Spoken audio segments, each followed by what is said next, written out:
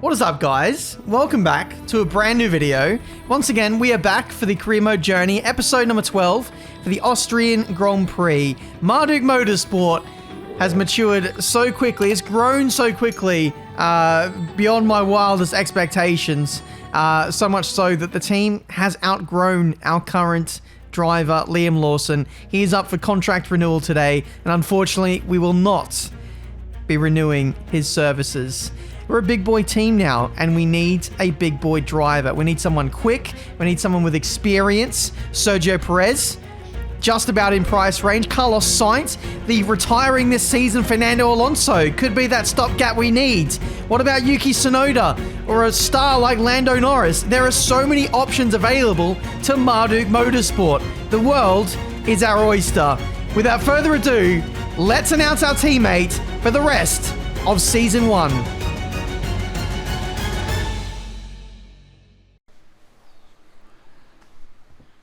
Hello, sunshine. Devin Butler has joined Marduk Motorsport for the rest of Season 1. Did you see that coming? I reckon it's 50-50.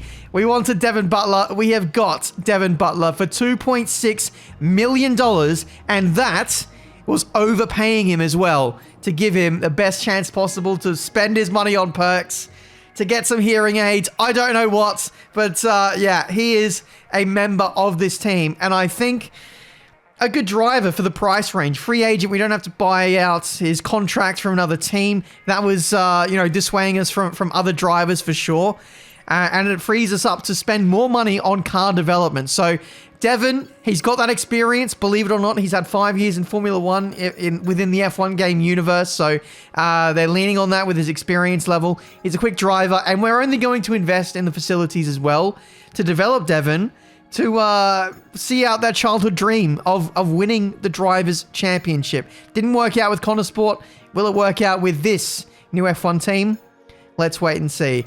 Hopefully you guys aren't too mad at the choice we made, but I think it's a good one. I think it's a spicy one. He's not afraid to get his elbows out, to be aggressive, and I feel like even if he does have a bit of a stinker when it comes to qualifying, he won't be afraid to get his elbows out and muscle his way through the field. Something in which, a lot of our teammates in the past have lacked. So Devin's got that fire within him, and it's down to us to harness that energy in the right way, in a way that we're not going to get murdered mid-race. So it's going to be interesting to see how that goes. Car development wise, we've got some stuff on the chassis side. We've got some engine stuff, fuel efficiency. We're even going to start working on durability. We had that ICE upgrade fail fairly recently, unfortunately. But as soon as we get some more points in, we'll spend some money there. Again, another failure on the engine side. Super frustrating considering that's spec 1. And we can't do more than one upgrade at a time, so it's really holding us back on the engine side whenever we have some delays. Anyway, department event, we have to choose our new rival. It's either between the two Ferrari boys or Lewis Hamilton. Probably Carlos Sainz. Carlos Sainz is an Aston Martin! Hold the phone. We have some mid-season switches. So, okay, we're going to check out the driver market in just a second. But could that mean Fernando Alonso is already gone? We'll have to check that in a second. There's Devin and his stats. 71 experience. Very nice experience. It has to be said. He's going to definitely help with the development of the car. Let's have a look. Wow, Lando Norris has gone to Mercedes, replacing George Russell. George Russell goes to Ferrari. Carlos Sainz goes to Aston Martin. I think there's going to be more shake-up further down the order. Valtteri Bottas, now at McLaren, replacing Norris. Oh my word. The contract negotiation that we made didn't affect any other teams, by the way. So I really wasn't expecting any movement in the pecking order for the drivers, but it's all kicked off halfway through Season 1. It's absolutely nuts. Pierre Gasly still at Alpine. Nico Hülkenberg still at Haas. Yuki Tsunoda doesn't go anywhere. Yuki is going to be very popular later on in this career mode. He's a very good driver, stats-wise. K-Mag goes from Haas to Alfa Romeo. Interesting. So who's gone to Haas then? We'll have to wait and find out. We're continuing to look at Guan Yu Zhou for some reason. Oh, I noticed there were some differences in the driver overalls between K-Mag and Guan Yu Zhou. Lance Stroll, of course, leaving Aston Martin. He was doing pretty piss poor in that car, so he's being demoted to Haas.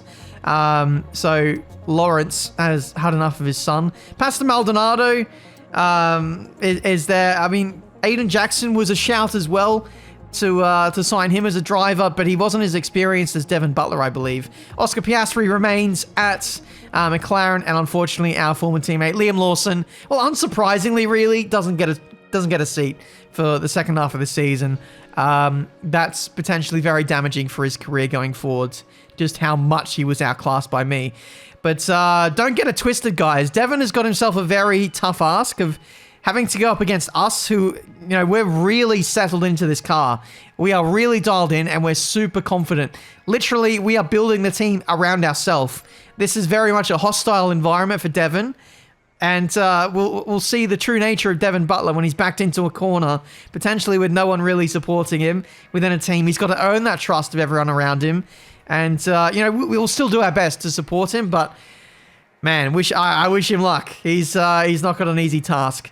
Anyway, funding-wise, cash-wise, we can't really upgrade any of the facilities to help out Devin at this early stage. We did do the marketing upgrade just a few minutes ago, so that's going to mean the team acclaim is going to go up ever faster, and as such, oh my word, another failure. As such, we'll get more money in quicker as we progress through this career mode. But that is weight redistribution failing on this car. To do that again, we'll have to wait to the Dutch Grand Prix. Wow, so many failures. I feel like we're losing momentum relative to the teams around us. So, yeah, that's not ideal. But, yeah, we're trying to help out the team by signing Devin. Hopefully he's going to be a points contender. We're going to need a second driver, a second teammate to be scoring points in our assistance to beat Aston Martin in the constructors' standings. As well, Aston have had a beef up with Carlos Sainz signing to them. They've now got two drivers who can regularly score big points, so it's going to be a tough fight for best of the rest in this constructors' fight for P4. I'm very much excited to get it underway and see how it shapes up, but yeah, very similar performance-wise and similar on the old points tally as well. If anything, actually, Aston Martin is a good step ahead of us now with some of their recent upgrades. We've flatlined over the last few races. Just failures all around on things we're trying to put on the car. Hopefully soon we'll see an uptake in performance. We've got so many failed upgrades that we're now going to prioritize and work on, so we'll see some upgrades go on the car for definite over the next couple of rounds, but our momentum has been lost. Don't expect to be fighting for wins anytime soon. But that's practice. That's contract negotiations done. Time for qualifying for the Hungarian Grand Prix.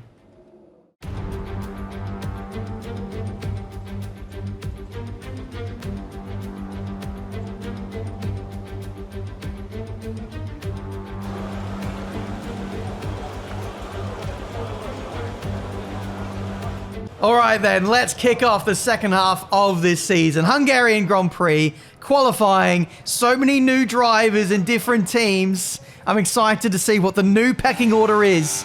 It's amazing. I love the mid-season driver swaps. I hope they never get rid of them. It's just spiced up this season so much more now. Carlos Sainz joining his idol, Fernando Alonso, in his last season to pair up with Aston Martin to try and get the best of the rest in the constructors. Ferrari gained George Russell separated from Lewis Hamilton. Lando Norris now up to Mercedes. That's a realistic driver swap. In my opinion, I wouldn't be surprised to see Lando Norris drive for Mercedes at some point in his career. And Devin Butler, last in our brand new car. 2.5 seconds off the pace. Let's hope that was just a dodgy lap. To be fair to Devin, he's sat out the first half of this season and he's not been actively in a race car. He's been doing the odd go-karting events, but not in Formula One. He's had no testing, jumped straight into the action, so it might take him a race or two to get into the mix.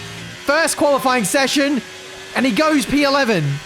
Goes P11 when he set his last lap. Let's scroll down and see if he's made it out of qualifying 1 in our Marduk Motorsport car. We get P9, 8 tenths off the pace. Actually not too bad, considering that was our first run of the day. I could probably improve on that as well into Q2. Carlos Sainz, P12. We've got the pace on Aston, it seems. And Devin Butler is P20. What a real shame. Oh, man.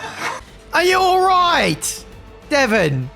I signed you to be an upgrade on Liam, not a downgrade. Liam, at least, got out of Q1 in the last race. And Devin's in P20. Oh, my word. We have a long road ahead of us at Marduk Motorsport. What is it with this team and their second drivers? Something needs to be looked into this. Maybe we need to up the engineering side on the second driver side. Of course, we have the best engineers on our side, definitely helping with setup and getting things working logistically on our side of the garage. But for whatever reason, it's not clicking for the second driver. I personally feel great. The car is handling amazingly. I'm 6 tenths up on my previous best time, which is already good enough for the top 10 at this stage. New set of tires, and the car is responding beautifully. It's come alive. 7 tenths up as we round the last corner up to the line. This could be challenging the top 5, I think. And it is P1! P1 in qualifying 2 of this Hungarian Grand Prix. 200ths clear of the Ferrari of Charles Leclerc. And this car is firing on all cylinders. We've cranked on all the downforce. And for whatever reason, it's just come alive. I had a sneaking suspicion that high downforce is a little bit, not OP, but like the meta on this game. And, the last few rounds, Silverstone especially, we were a little bit low, a little bit light on downforce. We were crap there. Today, we've cranked on all the downforce, maybe more so than other teams. And we're making up for our inherent lack of downforce from upgrades. And it just seems to be working. We have the best engine in the field. And just cranking on all the downforce with, I don't know, I guess little, consequence from that. We actually managed to set up a car that's incredibly strong. Stronger than I certainly expected. And thankfully, the straights aren't long enough to warrant the drag really kicking in all too much because of our OP engine. It's just great on acceleration. And then we just cranked on all the downforce. And it seems to be working. Purple to the first sector. This is qualifying 3 now. Set a banker time, which is good enough for P4 at this stage. But we're up by, over 2 tenths at this stage. And I expect big performance gains from a new set of tyres, much like we got in qualifying 2, which got us provisional pole position. But even after that provisional P1, I'd still be very happy with a top 5 in this qualifying session. The fact I'm even in Q3 is much better performance compared to where we were in Silverstone. Up by 4 tenths as we round the last couple of corners. Is this going to be another wonder lap compared to Q2? We need 6 tenths for pole. Out of the last corner, we have those 6 tenths. It might be pole. Fantastic, you've got pole position.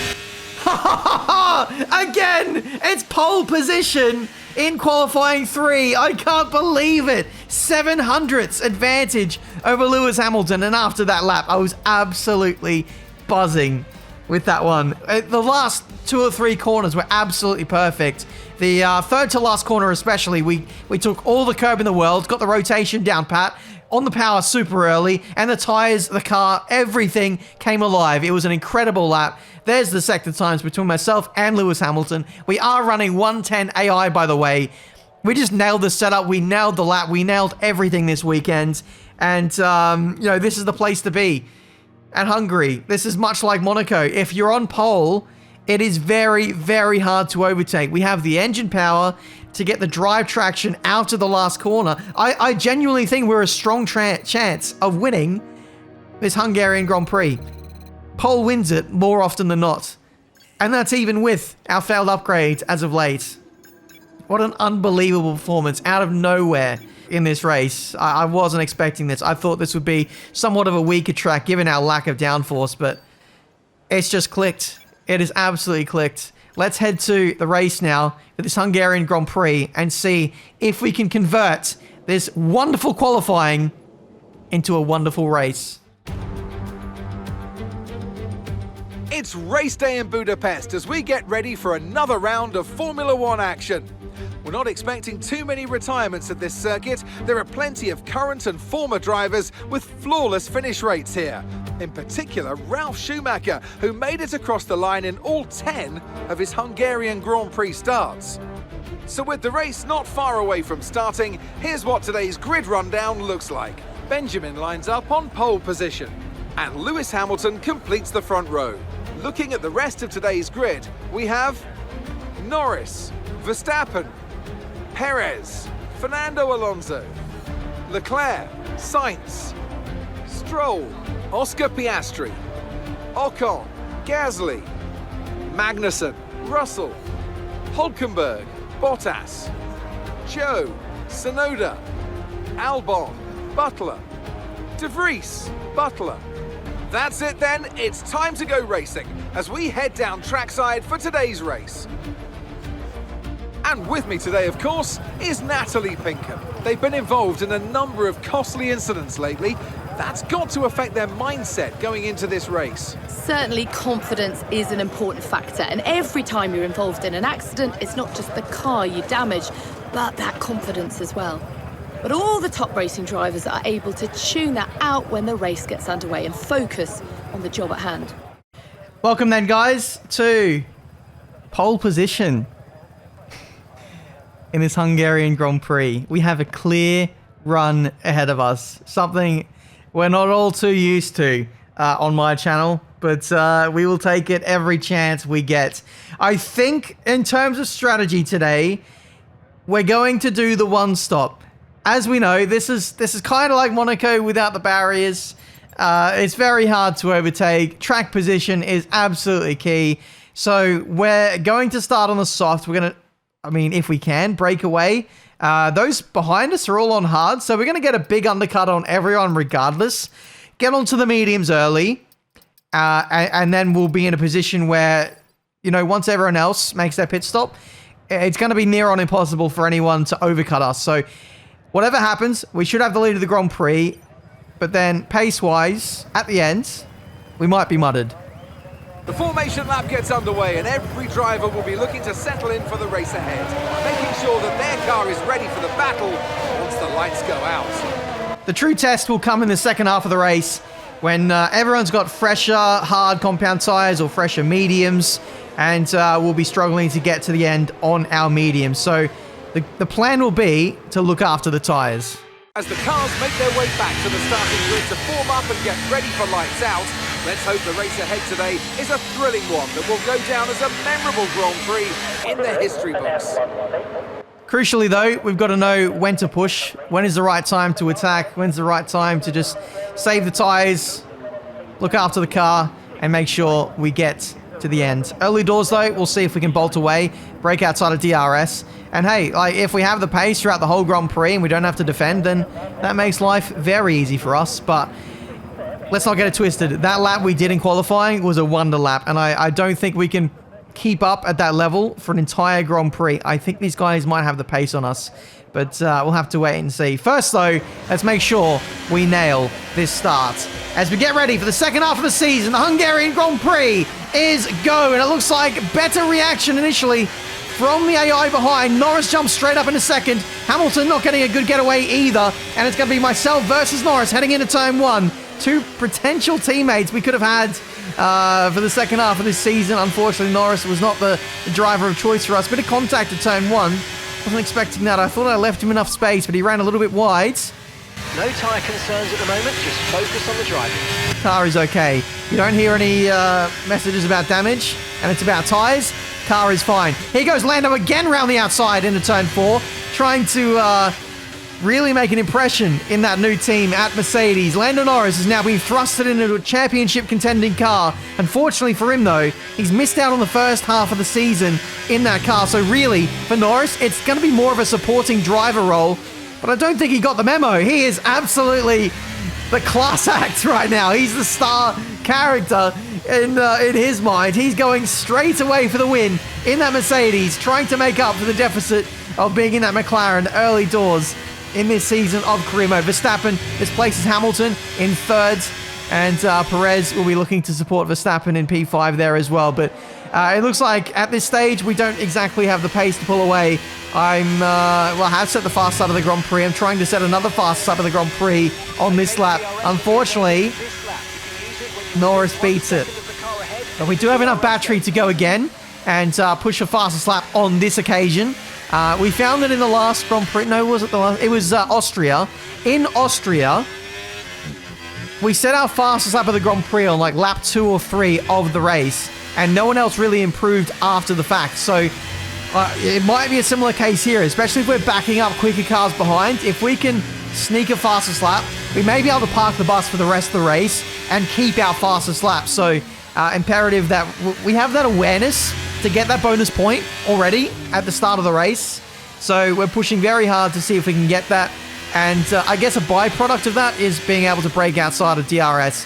But I feel like I'm getting the early notion that we don't actually have the pace to pull away from those behind. Don't even have the pace to steal back fastest lap off of Norris. So now the tempo of this race is going to change quite drastically. We went from full sprint, full extraction of the pace from the tyres mode, and now we're going to go full tyre conservation mode to make sure that, you know, the surface of the tyre doesn't open up too early in this race, and then it leaves us too exposed in a few laps time once the tyres really start to drop off beyond 25%. Also, it'll help with the tyre temps. Hungary is notorious for overheating tyres, particularly the soft compound tyre. So just by backing off the pace a little bit, the AI will struggle to overtake me with the dirty air. So this just helps us tenfold in protecting our lead and making sure we have something to fight with at the crucial phase of the Grand Prix. We've got through the start phase. The next important phase is pit stop time and making sure that we don't get undercut too much by people behind. It's really only the back markers as we see a bit of spice here between the Mercedes drivers. It's Hamilton going for the move on Norris, and Norris actually makes contact on the run into turn 1. That is not an orchestrated pass by Mercedes. Lewis had to fight for that one, and Norris was hell-bent on actually trying to take the place back. It's Norris now in third, Hamilton second, and I have to guess to say that Hamilton's probably going to be a little bit more threatening than what Lando was. Hamilton very good on tyre conservation, has better pace, is more used to that Mercedes at this early stage. So yeah, it's going to be tricky to keep the 7-time world champion behind. He's actually going for a move here into turn 1. This is not a replay, this is live pictures. And thankfully for us, we just about had the legs on Hamilton to stay ahead. That's our one weakness of going for this high downforce setup, is we're quite exposed on the start-finish straight, especially with the new slipstream and DRS meta. It's so strong these days. So yeah, they're going to get a real slingshot on us. But thankfully we have a very strong, potent engine to punch us out of the last corner and keep the AI at arm's reach. But yeah, lap 9, really getting settled into this race. We see an early pit stop now from George Russell in the Ferrari. And this could actually be a great strategy. It looks like it's going to be a 2-stop. And he's going to undercut massively to the point where he could actually get in the fight with us. Oh, but no, that's worst timing. The worst timing for George Russell. The red flag is out. And we might potentially secure victory in this Hungarian Grand Prix. We get a free pit stop, and we're going to go straight onto the hard compound tyres. George Russell, Ferrari, are absolutely seething that decision by the FIA to suspend the race. That has taken away just about all the strategy in this race. Thankfully, though, it helps us hugely in this Grand Prix. Onto the hard compound tyres. We'll get this race restarted. And yeah, it's going to be hards to the end. Let's see if the AI do a 1 or a no stop to get to the end. As we get ready for the restart. Restart number 2 of this Hungarian Grand Prix. And we are underway with another red flag. And let's get back into the pits, please. What was that for? What is that for? Did we not clear up the action? Did we not clear up some debris? Was there something we missed? Either way, another stoppage in this race. And that shortens the effective Grand Prix by another 2 laps to the point where maybe we should just go mediums to get to the end. The mediums will make it. We'll get a better launch off the line. So let's see how we go. There's now a Haas just up the road that's now stranded on the circuit. How have the FIA missed that? Because that wasn't there before. Hulkenberg has retired in front of everyone. Or he's retired on the formation lap on the way back to the grid. I'm so confused. The safety car has been brought out. And that is only further going to help us and get our mediums to the end of the race. But yeah, what a weird scenario. Devin Butler, my teammate, up to P17. Safety car deployed. I don't imagine it's going to be a long safety car as Hulkenberg has now been recovered. So we should be able to rejoin the action at the end of this race. But yeah, red flags. I was meant to turn off the red flags after, you know, knowledge of there being a glitch with the red flags and the finishing order being a bit jumbled up after you finish the race. It's rumored to be the results from the red flag coming out being locked in for the rest of the race. My theory is that when a red flag comes out, it counts the total race time, not only after the red flag, but before the red flag as well. So as we have this restart, which hopefully nothing should happen, let me give you an example. So let's say you're in last place, 20 seconds off the next car in 19th, and a red flag comes out. Even if you win the race after the red flag, I think you should still finish in P20 and be 20 seconds back, because it takes into account that 20 seconds you were behind by. So by that logic, and this shouldn't really affect the grid because it's Hungary and I don't expect there'll be any overtakes after this. So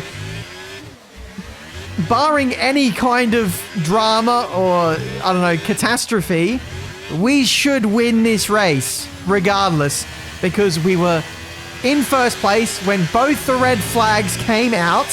We qualified on pole position. We're going to make sure we can get fastest lap.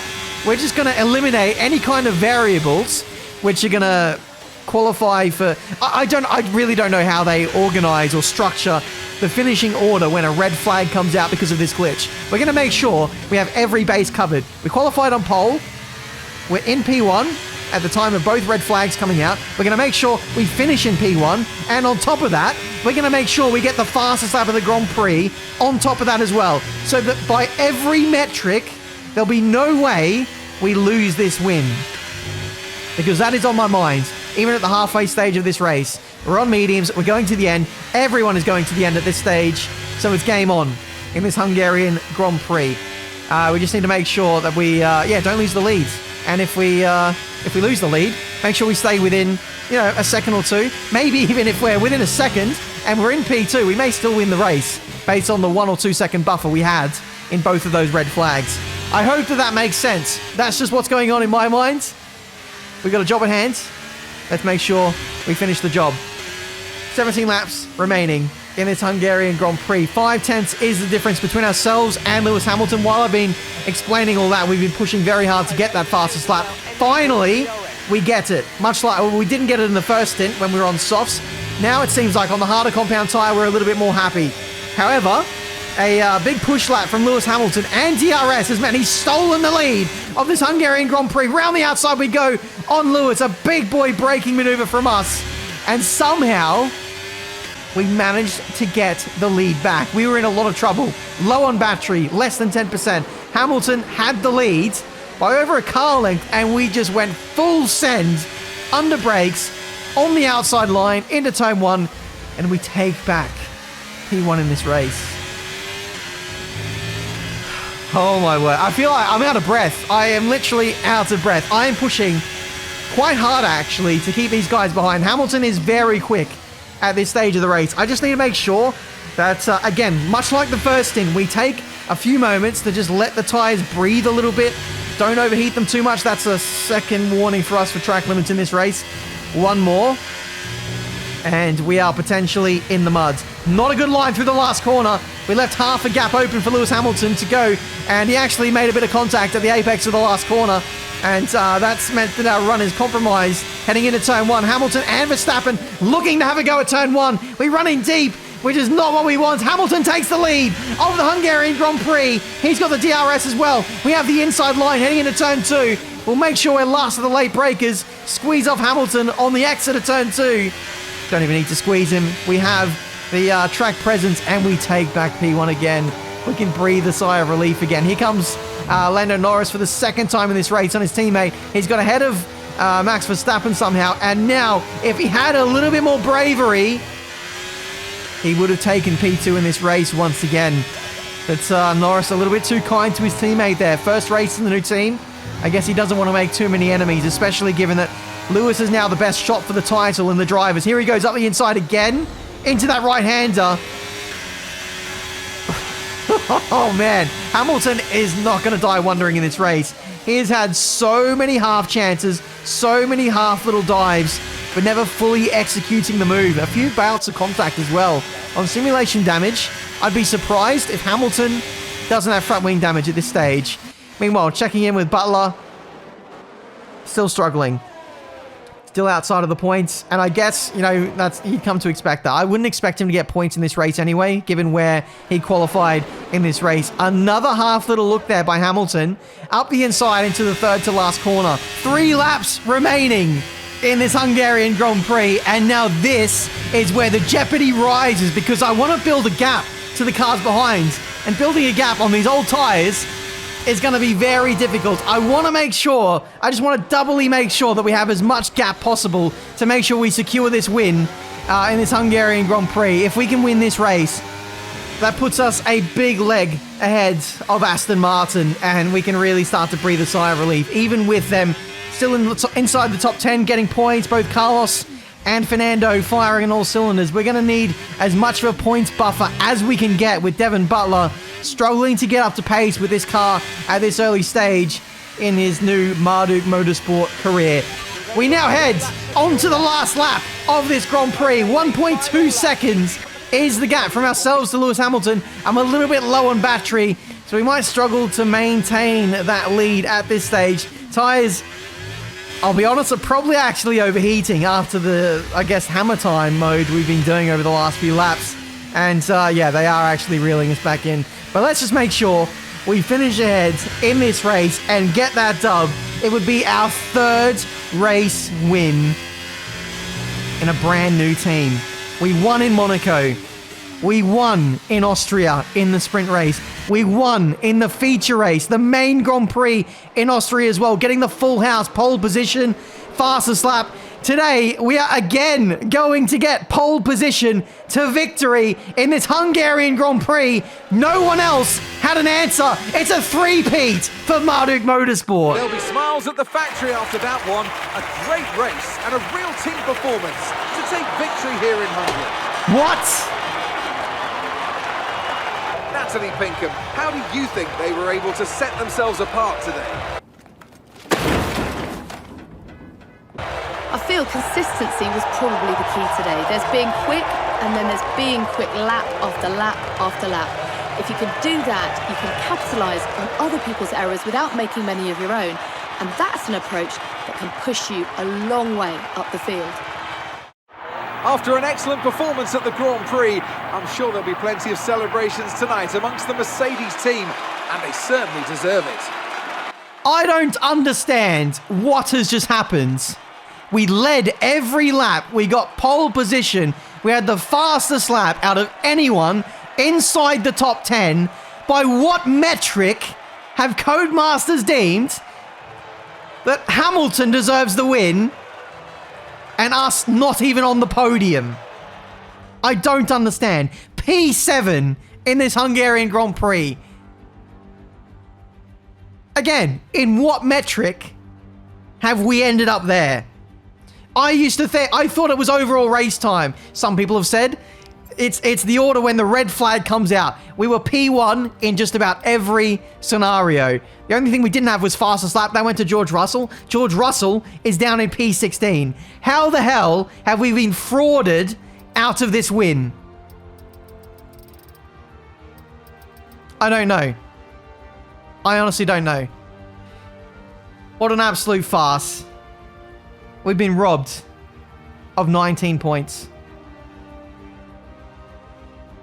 I don't know what to say, guys. I honestly don't know what to say. We didn't put a foot wrong all weekend. We absolutely drove the nuts off of this car. And we got a result which we absolutely did not deserve. That's a massive swing. In the context of this championship, for Aston Martin, we lose big points. They gain more points than what they had prior to that last lap. Driver standings, P7, 110 points. We could have been ahead of Carlos Sainz. We could have been knocking on the door of Max Verstappen, believe it or not, in this race. Constructors-wise, I actually think that Aston Martin are going to join us as potentially fourth in the Constructors, maybe even leap ahead of us, which is just mind-blowing. Absolutely mind-blowing that has been allowed to happen. We still retain fourth, but only by 2 points over Aston Martin. I don't know what to say, guys. I'm absolutely furious. It's my fault for leaving red flags on at the end of the day, but at the same time, red flags should work normally. Thankfully, though, this is the last time this will ever happen, because as of today, I think, or tomorrow, this is actually patched and will be out of the game. But that doesn't bring me my win back, unfortunately. Thank you guys so much for watching. Leave a like if you did enjoy. Subscribe to the channel to see the redemption arc from this point forwards. I want my win back. We will get our win back. And I'll push doubly hard to make sure we finish strongly in this second half of Season 1.